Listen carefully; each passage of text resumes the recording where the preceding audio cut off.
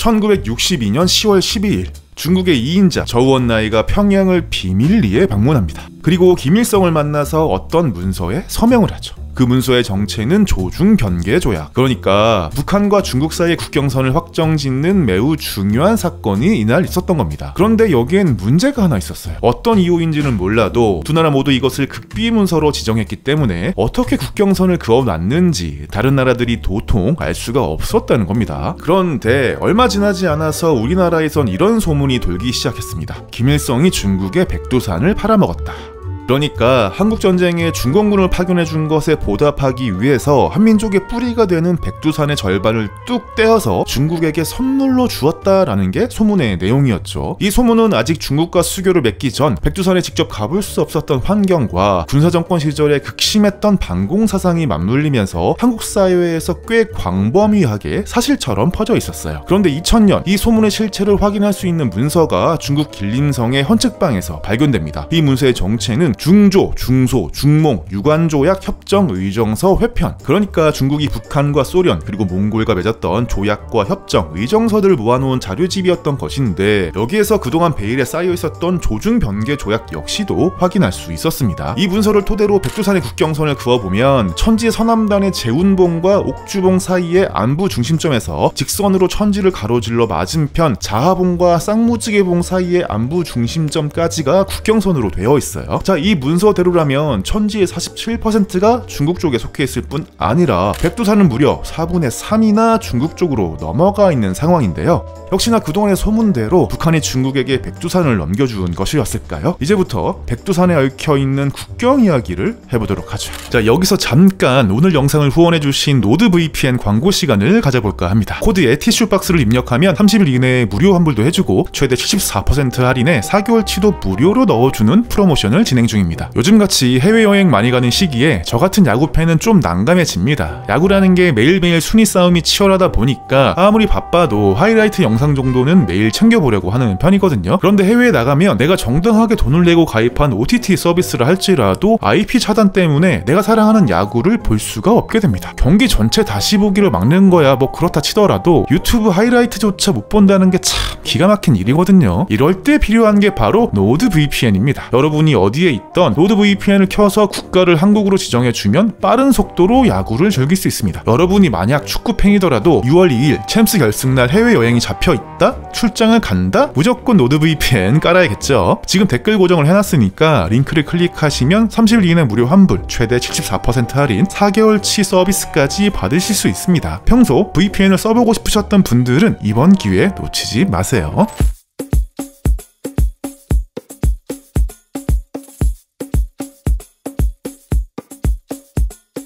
이 문제의 출발점에는 백두산 정계비가 있습니다. 백두산 정계비는 1712년 조선과 청나라가 국경선을 정하면서 공동으로 세운 비석인데요. 당시 청나라는 만주 일대에 사람이 살지 못하게 봉급령을 내려놓은 상태였어요. 표면적으로는 우리 만주족 대청나라의 시발점이 된 신성한 땅이다 뭐 이런 거였지만 그 속을 들여다보면 이곳에 또 다른 유목민족이 커져서 청나라를 위협하는 것을 방지하려는 목적이었죠. 자, 이렇게 해서 조선과 청나라 간의 거대한 무인지대가 만들어지게 됐는데 재밌게도 이 봉금 정책이 조선인들에겐 호재로 작용했어요. 원래 이곳에 살면서 빈번하게 조선을 침략하던 오랑캐들이 중원으로 이사를 가주니까 조선 사람들이 마음 편하게 국경을 넘나들면서 농사도 짓고 산삼도 캐고 뭐 그랬던 거죠. 자, 문제는 사람들이 드나들긴 하는데 공권력은 미치지 않는 곳이다 보니까 범죄가 발생했을 때 책임 공방이 벌어지면서 외교 마찰이 자주 발생했고 급기야는 살인사건까지 터지면서 근본적인 대책이 필요해졌어요. 그래서 이제까지 애매하게 관습적으로 존재하던 국경선을 확실하게 그어보자, 그리고 서로 이 선은 절대 넘지 말자라고 두 나라가 합의를 하게 됐는데 그때 세운 게 바로 백두산 정계비였다라는 겁니다. 백두산 천지에서 남동쪽으로 4km 떨어진 곳에 세워진 이 비석의 내용은 이랬어요. 병경월 답사에 이곳에 와서 살펴보니 서쪽은 압록이 되고 동쪽은 토문이 되므로 그 분수령 위에 돌에 새겨 기록한다. 그러니까 이 정계비를 기준으로 서쪽은 압록강, 동쪽은 토문강을 국경선으로 삼는다라는 뜻이 되겠죠. 당시 청나라 총책임자 목극 등은 이 토문강이 땅속으로 들어갔다 나왔다 하는 간헐천이기 때문에 물이 말라있는 곳은 돌이나 나무로 축대를 쌓아 올려서 그 경계를 확실하게 해놓으라고 조선 측에게 당부한 뒤 청나라로 돌아갑니다. 자, 이렇게 양국이 돌에다가 확실하게 국경선을 박제한 데다가 돌담과 나무 울타리까지 세워놨으니 다시는 국경 분쟁이 일어나지 않아야 정상이지만 역설적이게도 이렇게 박제된 문구가 앞으로 벌어질 또 다른 국경 분쟁의 씨앗이 되고 맙니다. 시간은 흘러 19세기 말 망국의 기운이 드리워진 조선에서 먹고 살기 힘들어진 사람들은 봉급령에도 불구하고 또다시 만주로 넘어가기 시작했어요. 특히나 두만강과 송화강 사이 간도의 터를 잡은 사람들이 많았거든요. 그런데 청나라 역시도 이 조선인들의 거주를 어느 정도 묵인해주고 있는 상태였어요. 두 번에 걸친 아편전쟁으로 수도 베이징까지 털린 상태라 변방까지 관리할 여력이 없었을 뿐더러 베이징 조약으로 연해주를 러시아에게 몽땅 빼앗긴 상황에서 이곳에 조선 사람이라도 살고 있는 게 러시아의 남하를 저지하는 방법이라고 생각했던 거예요. 하지만 1881년 청나라는 봉급령을 폐지하고 만주에 중국인들을 이주시키는 정책을 펼칩니다. 아편전쟁의 후유증을 어느 정도 털어내고 여유를 되찾으면서 만주에 자신들의 영향력을 확보하기 위해서였죠. 때문에 조선인들이 많이 살던 간도에선 중국인과 조선인 사이에서 갈등이 터져 나왔고 급기야는 조선인들이 추방되는 사태마저 발생하게 됩니다. 때문에 두 나라는 백두산 정기비가 세워진 지 170여 년이 지난 1885년 또다시 국경선 회담을 가지게 됩니다.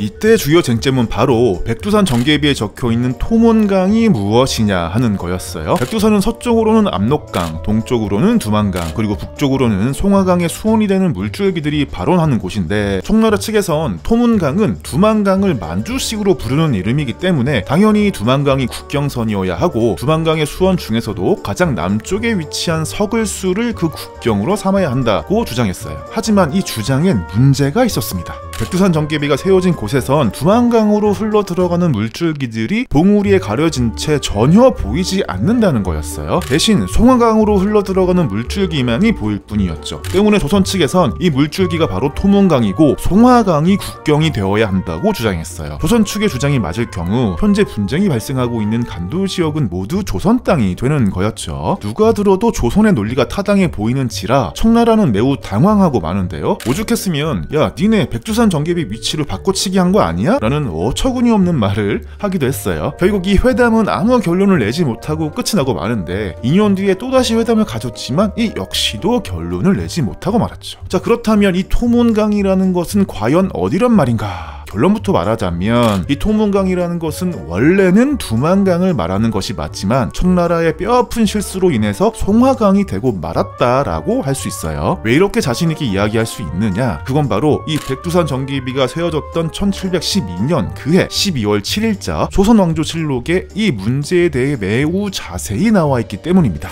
자, 사건의 전말은 이렇습니다. 당시 청나라 총책임자 목극 등이 주도하에 국경선을 정하게 되었는데 이 목극 등이 백두산에 올라서 여러 수원지를 둘러보고는 어느 작은 물줄기를 가리키면서 이 산의 형세를 보건대 이 물은 응당 두만강으로 흘러 들어가겠다라고 했고 이 물줄기와 만나는 여러 갈래들을 조사해 본 뒤 그곳에다가 백두산 정계비를 세웠다는 겁니다. 하지만 목극 등은 큰 실수를 범하고 말았는데요. 이 물줄기가 어디로 흘러 내려가는지 그 하루 끝까지 조사를 하지 않았던 거예요. 그러니까 순전히 자기의 삐를 믿은 사람이었던 거죠. 그리고 얼마 뒤 조선 측은 이 새롭게 정한 국경선에 편말을 세우기 위해서 다시 백두산 정계비를 찾았는데요. 목극 등이 하류까지 조사하지 않았던 것을 알고 있었던 조선 측은 이때 확실하게 하류까지 조사를 해보게 되죠. 자, 그런데 여기서 문제가 터진 겁니다. 동쪽 두만강으로 흘러 들어갈 줄 알았던 물줄기가 북쪽으로 흐르고 있었고 이 이상 따라 내려갔다가는 중국의 국경을 아득히 넘어가는 행위이기 때문에 중국인들과 마찰을 빚을 것을 우려해서 다시 돌아왔다라는 것입니다. 자, 정리를 해보자면 이래요. 두 나라 모두 두만강을 국경으로 생각하고 있었다. 하지만 두만강의 수원이라고 착각했던 물줄기가 사실은 송화강의 수원이었고 목극 등은 여기에다가 정계비를 세우는 말도 안 되는 실수를 했다. 뭐 이런 사건이었던 거죠.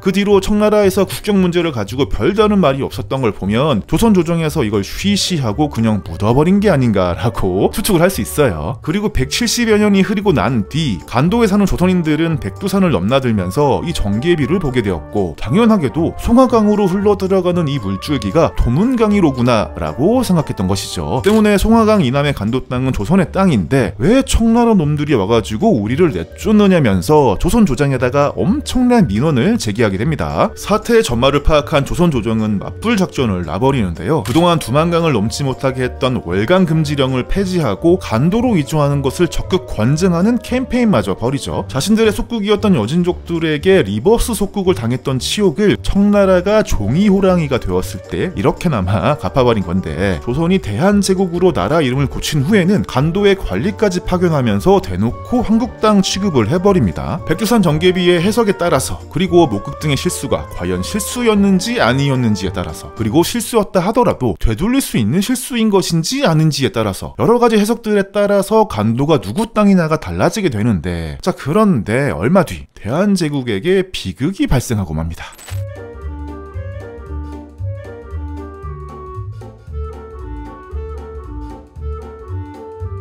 1905년 대한제국과 일본은 일사늑약을 맺습니다. 앞으로 대한제국의 모든 외교 활동은 일본이 대신해준다라는 게 일사늑약의 내용이었는데, 그로부터 4년 뒤인 1909년 일본은 청나라와 간도 협약이라는 걸 맺어요. 그동안 정하지 못했던 대한제국과 청나라 간의 국경을 확정짓고 간도에 살고 있는 한국인들을 어떻게 할 것인가가 주요 내용이었어요. 이때 일본과 청나라는 백두산 정계비를 기준으로 서쪽은 압록강, 동쪽은 두만강의 수원 중 하나인 서굴수를 기준으로 삼아서 국경선을 그어버립니다. 이전에 청나라가 주장했던 국경선을 그대로 들어준 셈이었죠. 자, 이렇게 국경선이 그어지니까 청나라의 개겨가면서까지 지키려고 했던 간도 땅은 물론이고 백두산 천지마저 모조리 중국 쪽으로 넘어가 버린 상황. 사실 일본도 처음엔 조선의 입장에 서서 국경 문제를 해결하려 했어요. 간도에 일제 파출소까지 차려놓고 여기 조선 땅인데 일단 우리가 대신 관리함, 요런 입장을 취했었는데, 하지만 일본에게서 중요했던 건 만주 전체에 대한 이권이었거든요. 그래서 국경선을 중국이 원하는 대로 그어주는 대신 만주의 철도 부설권과 탄광 개발권을 얻어내는 데 성공합니다. 남의 나라 국경으로 자기들이 장사를 해먹은 셈이었죠.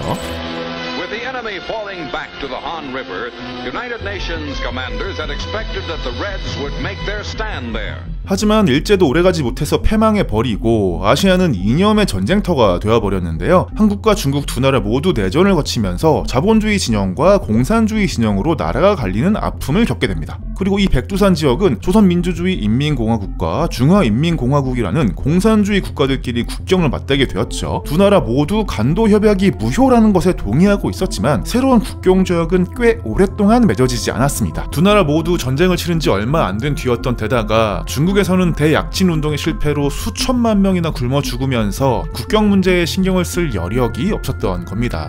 하지만 1962년 중국을 둘러싼 국제 정세가 급변하게 됩니다. 중국과 인도가 티베트를 사이에 놓고 분쟁을 벌이다가 급기야는 전쟁으로까지 번지게 되는데, 같은 레드팀이었던 소련이 인도 편을 들고 나서면서 중국이 국제사회에서 고립될 위기에 처했던 거예요. 중국은 이 전쟁을 계기로 국경과 동맹의 중요성을 깨닫게 되죠. 그리고 북한과의 동맹 관계를 공고히 하면서 국경 문제도 같이 해결하고자 했습니다. 북한 역시도 소련이 마음에 안 드는 것은 마찬가지였어요. 소련의 서기장 후르쇼프가 스탈린의 망령을 지원하기 위해서 1인 독재와 우상화를 강도 높게 비판하고 나섰기 때문에 김일성의 심사가 매우 뒤틀려 버린 거죠. 때문에 북한과 중국은 반드시 친하게 지내야만 했고, 이러한 국제 정세 흐름 속에서 1961년에는 조중 동맹 조약, 그리고 1962년에는 조중 변개 조약을 맺었던 겁니다. 이 조중 변개 조약에 따르면 천지를 절반씩 양분해서 나눠 가진 뒤 그 지점에서 압록강과 두만강의 수원지를 향해 국경선을 쭉 그은 것으로 보입니다. 여기엔 압록강과 두만강에 있는 451개의 섬과 사주의 영토권도 열거해 놓았는데요. 북한은 264개, 중국은 187개의 섬과 사주를 나눠 가진 것으로 보여요.